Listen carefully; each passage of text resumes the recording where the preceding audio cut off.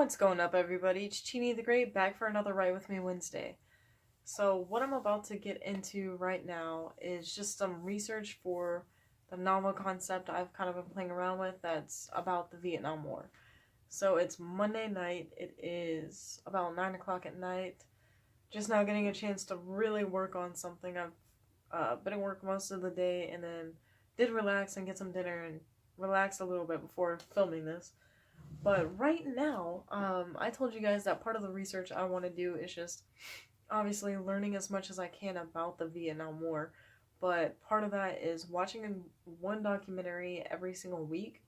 And there's this really good documentary on Netflix called Brothers in War. You can also watch it on YouTube, but it like a little less, like it's pretty bad quality on YouTube, but it's still watchable. But it's an amazing documentary. Like, it's really thorough, and it really focuses on, like, the things these people went through, and just kind of like I don't know, they each tell their own testimony about what stood out to them in the war, and, like, what was hard for them, but it's really good. It's a really, really good documentary. I would definitely recommend it. It's called Brothers in War on Netflix, and it's on YouTube, too. But I'm going to go through and, another thing I wanted to do every week is learn 5 facts about the Vietnam War, and this is just to track a little bit of progress and make sure that I am retaining some knowledge. So I'm going to go through, watch this documentary, and while I'm watching, just jot down a few notes in my bullet journal, and then later on I'm going to go back and write those in some note cards. And it's kind of funny. So this is a novel concept that I'm playing with all my stuff in here, my notes and all that.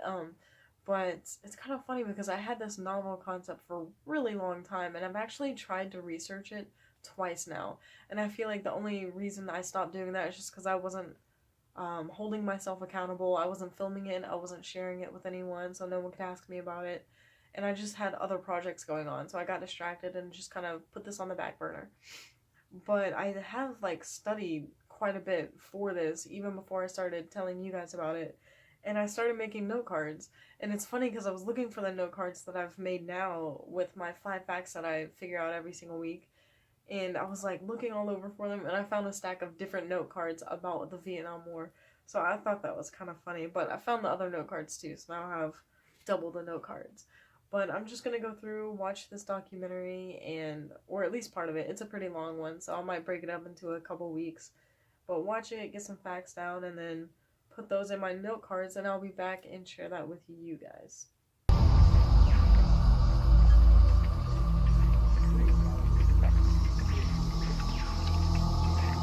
We walked up onto a school one time where they were teaching people how to be a Viet Cong. They had these things that would show booby traps. There would be a punji pit, and they would show you the punji pit. Or you would walk into one of the rooms, and they had a large chalkboard with the machine gun or an AK-47 up there with little arrows and writing all over the place. And that was very, very eerie. Wherever we went, it seemed like you always had an eyeball on the back of your head. You always felt watched. It would be like them coming to my backyard and wanting to play. We were in their backyard, and they definitely wanted to play. Alright, so I just watched a little bit more of that documentary and got my facts written down. So what I'm going to do now is add them into my note cards. Right now everything's written in my bullet journal, and I just want one thing that I can take with me, look at, and just read over and memorize. So note cards are going to help me do that. This is what I used in college when I needed to memorize facts. This isn't so useful if I need to learn how to do something, but if I just need to memorize information, note cards I find are really helpful to me. So I kind of just want to bring you guys down here and show you what I've got going on. Alright, so this is pretty much what I'm working with. This is my bullet journal, and at first I just kind of used this to plan out my schedule for the day, for the week, and I'm still doing that. So I have the days of the week written out here, and then I've got some space where I can leave notes. Like right here it said film and post the update video, which I did, so I marked out. and then watch one documentary. So now I can mark that out. I'm going to try to do this one-handed. Alright, documentary's good. And then on this side I have all the goals of the week. Watch one documentary. Did that. Learn 5 facts. I can mark that off after I finish this video. And then all that's left for this week is write my little short story that I have planned out here. I have some bullet points and some ideas for this little short story that I'm writing on. And then film and post the Write With Me Wednesday and do the Saturday video as well.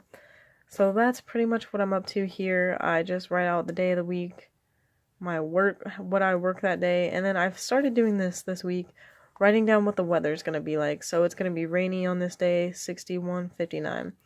So that's going to be pretty useful for me because I never know what the weather's like. But anyways, the research stuff. So right here I have my Vietnam War facts, and this is just some stuff that I just wrote down watching that documentary. So I'm going to go find a clean note card.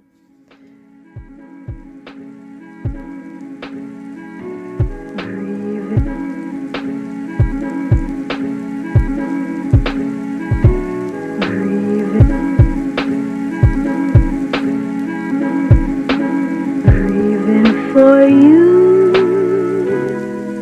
That's all that I do.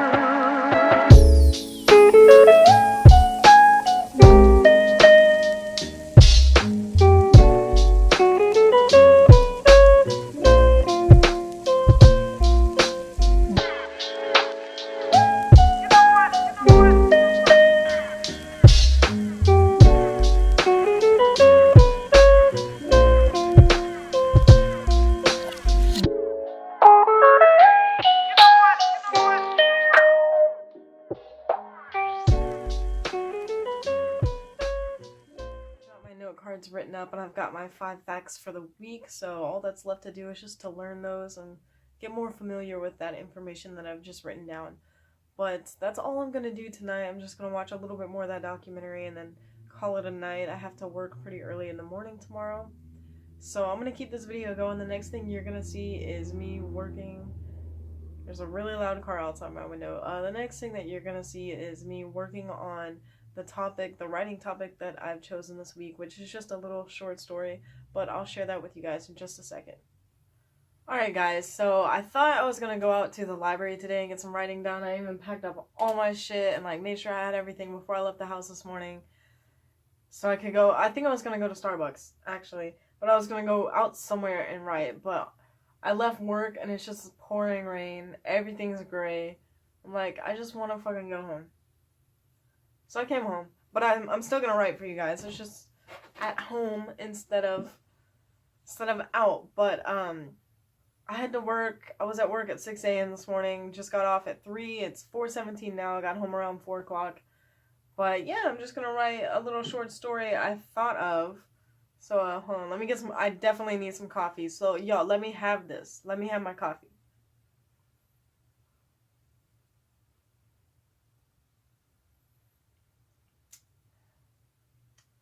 Hell yeah, that's some good coffee.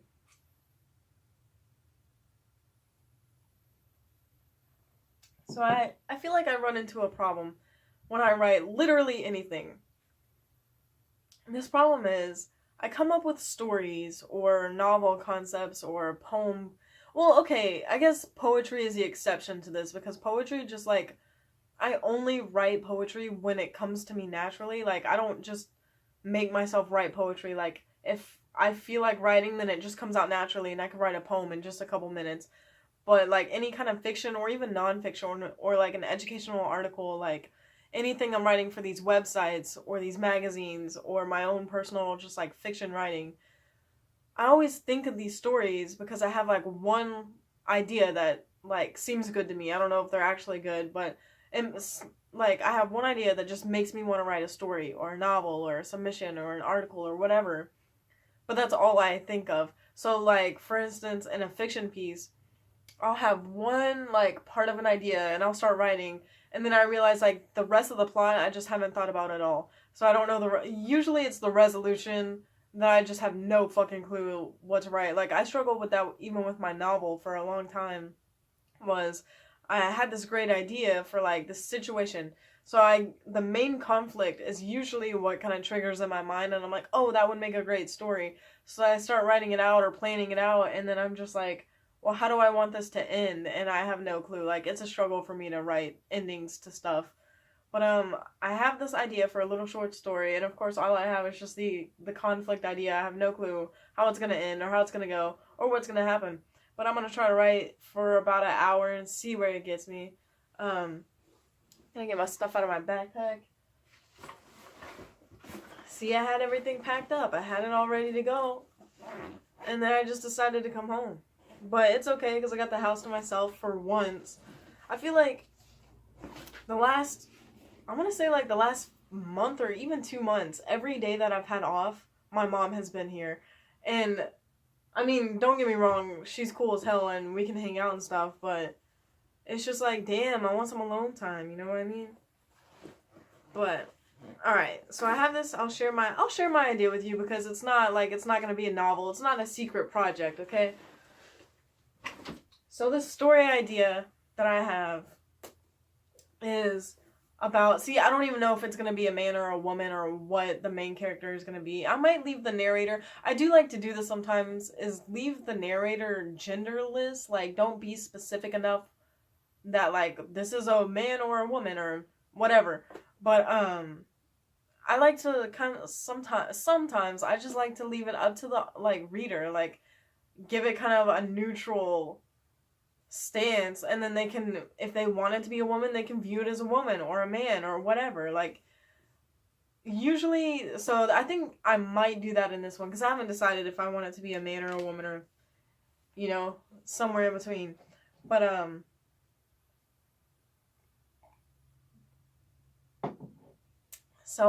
like to do that if I feel like there's like a conflict that's more interesting than the narrator. So if the story really isn't about the narrator at all and I just need a narrator to tell the story, then that would be a good scenario to use a genderless narrator. But let's see. So I've got it written down. My writing topic for this week is these are my bullet notes, so I'll explain a little bit. Help homeless mother and child. So I want this narrator to like be walking downtown somewhere and see a homeless mother and child, and at first it's like just another homeless group of people because homeless people are in a lot of places. So the narrator first doesn't mind it, but then they kind of like help the mother and the child a little bit, like just one time with the intent like, okay, I'm gonna get this over with and help this person real quick and then go about my day. And then the narrator actually forms somehow, see, I don't have any of the details planned out, but somehow the narrator is going to build a bond with this family. And then, see, I'm like, I don't have any of the details. This is the process. This is really, like, my idea was like, ooh, help this mother and child, and then form a bond with these homeless people. Because that was the idea that I had. So these details are definitely fuzzy. But my writing professor in college gave us this list of ways that stories unfold, and I wish I still had it, but one of them was like, there's a lie in the story that gets revealed, like when the lie is revealed, that's the climax. So I think I'm gonna go with that one because that's the only one I remember, to be 1,000% honest. There was like 2 others, but that's the one I remember. So I think this narrator is gonna be helping this family and bonding with them and everything's good. The narrator's changing their heart, they're becoming a more warm person and not so heartless, and then all of a sudden they find out that the kid or the mother, I haven't decided yet, has been stealing from them this whole time, and everything they work for is gone. But that's not it, because people are complex, so the narrator doesn't know what to do because they still feel that emotional connection even though they've been getting their stuff and money and stuff stolen this whole time by the ones they love. And then the child dies. I don't know. I have no fucking clue. So we're gonna, but that's my notes, is like, the narrator helps these people, bonds with the family, and then turns out they've been stabbing them in the back the whole time. That's all I've thought about so far. So we'll just get to writing and see how it goes. I think I've talked for like 10 minutes straight, so I'm gonna get to writing. Breathing for you. Breathing for you. Breathing for you. Breathing for you. All that I do. Alright, so I just got some writing done. I wrote for about an hour, but I'm really exhausted. I got about a page done, but I really like the direction it's going. Like I said, I kind of want to take the limits off myself and my writing, so I feel free to experiment with my writing. And that's what I'm trying to do. Like I said, I don't really have much of the story planned at all. I'm just kind of writing and going with it. But I don't know, that just feels good. Like it reminds me of why I fell in love with writing in the first place. It's just like trying to convey an emotion to another person in words is, I think, like something really important. So, and something really intriguing as well. So I wrote the first page. I don't know if I'm going to keep the main character, or the narrator, I should say. It's not even the narrator.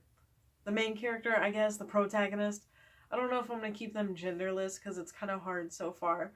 And I've only written like one scene with that person in it. But I like the direction it's going. I'm trying to be extremely descriptive, because that's something I definitely struggle with in my writing. So in this, I just want to be really descriptive. And I struggle with being descriptive in a larger project because I don't want it to be too poetic. I don't want to write only poetry. I want to write there is like a such thing as like a mix between prose and poetry. But when I write fiction, I want it to stay fiction. And when I write poetry, I want it to stay poetry. So, I'm kind of letting myself be more poetic, though, and more descriptive in this piece, just because it's something fun for my own writing. I don't know if I'll send it somewhere. We'll see how good it is. But I just want to experiment with my writing and different styles and write whatever the fuck I want to write. So that's what I'm doing. But I think I'm going to end this video here. I still need to edit and post this today. So I know there wasn't a whole lot of content, but this is really, I started this series to show you guys what I do as a writer, and this is what I do. I've been researching the Vietnam War, and I've been writing, and I mean, that's it. That's what I do. So that and go to work. So even though I haven't finished the story, I'll probably finish it this week. I still have to work on it. It's gonna be, I want it to be a little bit longer than just a 2 or 3 page story.